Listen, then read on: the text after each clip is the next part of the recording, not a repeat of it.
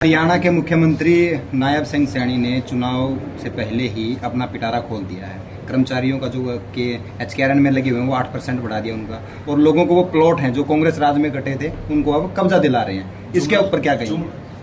जुमला अभी याद आया? अभी 3 महीने बाद चुनाव है, मुख्यमंत्री जो को अभी याद है ये चीज भाई? 10 साल निकाल दिए। 10 साल से कभी पहले खट्टर जी थे, अब नायब सैनी जी हैं, मेरे अम्बाला से हैं, मेरे पड़ोस में रहते हैं। मैं कैसे हामी भर दूं भाई? एक गलत आदमी के हाथों में आप हरियाणा की बागडोर सौंप रहे हैं। ये जो सभी मामले थे ये 10 साल से याद नहीं है? अभी 3 महीने में चुनाव आ गए हैं MLA के, अब याद आ गए। हरियाणा की ही बात करें तो आज़ाद समाज पार्टी संविधान बचाओ की हुंकार भरती है, दबे कुचले लोगों की बातें करती है। क्या हरियाणा में आज़ाद समाज पार्टी का मुख्यमंत्री का चेहरा दलित होगा? बिल्कुल दलित होगा, क्यों नहीं हो सकता? क्या दलित में? पहली बात तो ये है कि आजाद समाज पार्टी को सिर्फ दलित के साथ जोड़ा जा रहा है। ऐसा क्यों भाई? मोदी जी को दलित के साथ जोड़ दो या उसकी जाति के साथ जोड़ दो, राहुल गांधी को उसकी जाति के साथ जोड़ दो ना, लेकिन चंद्रशेखर आजाद जी को ही दलित के साथ जोड़ा जा रहा है। जबकि अभी थोड़ी देर आपने क्वेश्चन किया था कि किसान आंदोलन में चंद्रशेखर आजाद आए थे, भाई उसमें कितने दलित थे? भाई जो दिल्ली में इन बहनों के सम्मान में जो किसान जो पहलवान बेटियां थी, भाई उनके सम्मान में भाई कौन सी दलित थी? आज बहुत ही सम्मान साथी सुनील राजबाबू जी ने अपनी जो पुरानी पार्टी अपना दल छोड़कर आज़ाद समाज पार्टी जो इनकी, इनका आज़ाद समाज पार्टी में स्वागत है। और हम इनसे उम्मीद करेंगे कि आज़ाद समाज पार्टी आज़ाद विचारों की पार्टी है और अपने आज़ाद विचारों से इस लड़ाई को हर गरीब, मजदूर, किसान, हर शोषित वर्ग की आवाज़ उठाने में अपना भागीदारी निभाएंगे। तो प्रदेश में किस तरह की जिम्मेवारी दी गई है? नया आप क्या करेंगे? जो विधानसभा का चुनाव है, किन मुद्दों को लेकर आप लड़ाई लड़ेंगे? विधानसभा में जो कि हरियाणा का सबसे बड़ा मुद्दा है वो कर्मचारी की पुरानी पेंशन बहाली कर OPS। यदि हरियाणा की जनता आज़ाद समाज पार्टी को मौका देती है तो पहली कलम में हम जो कर्मचारी हैं OPS का जो मामला है उसको पहली कलम में क्लियर करें, जो सबसे बड़ा मामला है। कितनी सीटों पर चुनाव लड़ेंगे हरियाणा में? कितनी सीटों पर क्या? हम पूरी 90 सीटों पर चुनाव लड़ेंगे। पूरी 90 सीटें हैं, पूरी 90 सीटों पर हम हुंकार भरेंगे।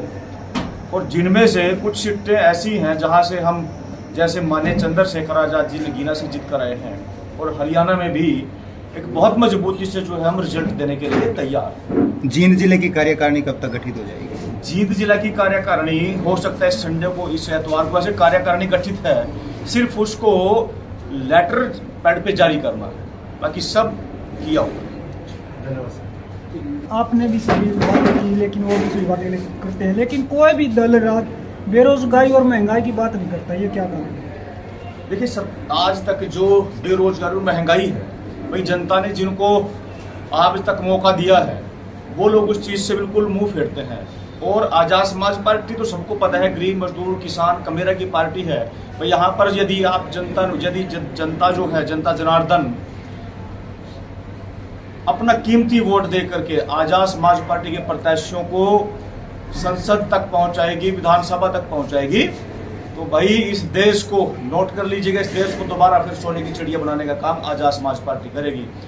जो कि महंगाई के नाम पर, बेरोजगारी के नाम पर, आज हरियाणा की बात करूंगा तो हरियाणा में बेरोजगारी इतनी है कि यहाँ के जो युवा हैं वो फॉरेन में जाकर रहने के लिए मजबूर हो गए हैं, छोटी छोटी कंट्रियों में, क्योंकि यहाँ बेरोजगारी, शिक्षा दर, चिकित्सा सब जीरो है। ये जो खोखली राजनीति जो बीजेपी की सरकार कर रही थी या कांग्रेस ने अभी तक की है या इनेलो ने की है, ये खोखली राजनीति अब वो नहीं चलेगी हरियाणा में।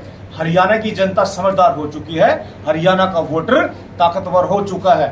अब वो वोट की चोट से इन आने वाले चुनाव में जवाब देगा कि अब ये तानाशाही नहीं चलेगी, अब देश में आज़ाद समाज पार्टी और भाईचारे की सरकार चलेगी।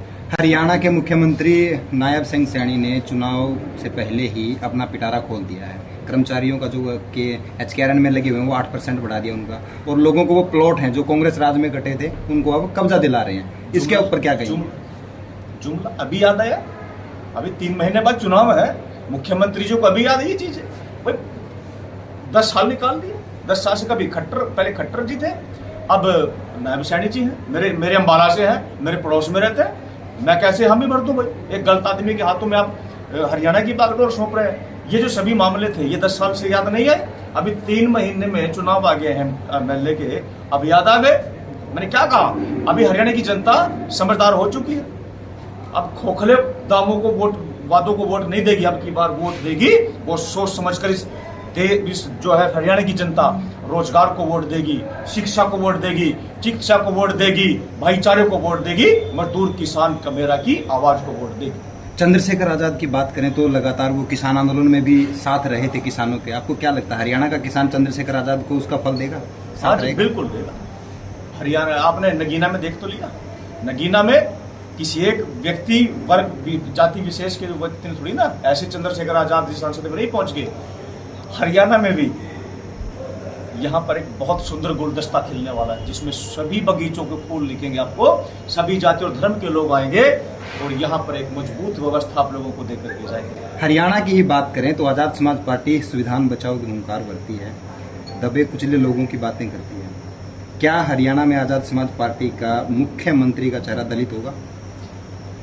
बिल्कुल दलित होगा, क्यों नहीं हो सकता? क्या दलित में पहली बात तो ये है, पहली बात ये है कि आजाद समाज पार्टी को सिर्फ दलित के साथ जोड़ा जा रहा है। ऐसा क्यों भाई? मोदी जी को दलित के साथ जोड़ दिया, उसकी जाति के साथ जोड़ दो, राहुल गांधी को उसकी जाति के साथ जोड़ दो ना, लेकिन चंद्रशेखर आजाद जी को ही दलित के साथ जोड़ा जा रहा है। जबकि अभी थोड़ी देर आपने क्वेश्चन किया था कि किसान आंदोलन में चंद्रशेखर आजाद आए थे, भाई उसमें कितने दलित थे? भाई जो दिल्ली में इन बहनों के सम्मान में जो किसान, जो पहलवान बेटियां थी, भाई उनके सम्मान में भाई कौन सी दलित थी? बताइए मुझे आप। अभी जो जींद में अभी 4 महीने पहले जो है एक रैली हुई थी ओपीएस को लेकर के, भाई वो तो उसमें सर्व जातीय थी, उसमें आपका भाई था। सिर्फ चंद्रशेखर आजाद जी को दलित के साथ जोड़ना ये भी एक दोहरी मानसिकता है। और आप लोगों को भी एक चीज, आप पत्रकार हैं, एक चौथा स्तंभ है, तो मैं तो आपसे भी कहूंगा कि चंद्रशेखर आजाद को सिर्फ दलित के साथ जोड़ना अच्छी बात नहीं। वो देश का नेता है। देश में बाबा साहब भीमराव अंबेडकर, मान्यवर साहब कांशीराम के पदचिन्हों पर चलने के लिए जो साहब कांशीराम ने जो पौधा लगाया था वो बसपा रूपी लगाया था। अब जो आप कांशीराम जी का नाम लेकर आजाद समाज पार्टी का गठन हो चुका और इलेक्शन लड़ रहे हैं, तो क्या समाज में ये नैरेटिव नहीं चाहेगा कि हम साथ किसका दें, आसपा का दें या बसपा का दें? तो उसमें उस असमंजस में समाज कहाँ क्लियर हो तो गया नगीना में क्लियर हो तो गया। जिनका आप नाम ले रहे हैं वो मानते हैं हमारी पार्टी है, आपने देख तो लिया, वो 0 हो गए, यहाँ हीरो हो गए। अब इससे ज्यादा क्या है? ये तो 2 टुक बात है भाई। बदलाव प्रकृति का नियम है, जो काम करेगा मौका उसको देगी जनता। क्या दोनों दल एक साथ से खड़ा नहीं हो सकते समाज के लिए? वो भविष्य देखो, राजनीति में दोस्त ही दुश्मन है और दुश्मन ही दोस्त है। राजनीति का पार्ट है। क्या पता हम और आप भाई भाई जो, क्या पता सारे पत्रकार हम आपको टिकट दे दें, आप चुनाव लड़े, वो तो समय की बात है। जो समय कहेगा, जो तय करेगा, जो जनता की मांग होगी भाई वो तय करेगा। जा समझ। क्या ये माना जाए कि खिड़की अभी खुली है? खिड़की दरवाजा सब कुछ खुला है, आप आइए तो सही, सब कुछ खुला है।